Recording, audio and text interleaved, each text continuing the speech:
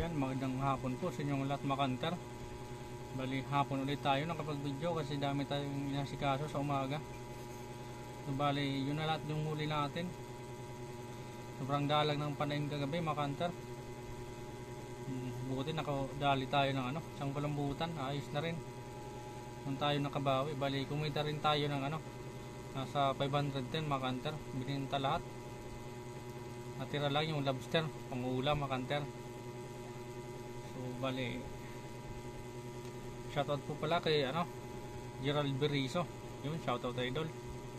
Salamat sa suporta. Bali, mamaya baka sumubok ulit kami mga kanter.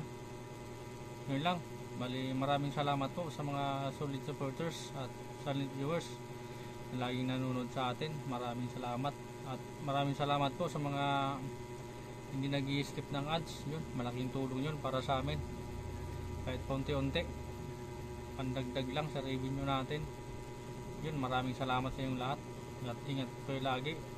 Yun, at kung nagustuhan nyo ang video na to mga kanter, bali kaiwan naman ng like. At yung bago pa lang, paki-subscribe naman dyan, malaking tulong yun. Yun, maraming salamat mga kanter. Kita-kita ulit tayo susunod na video.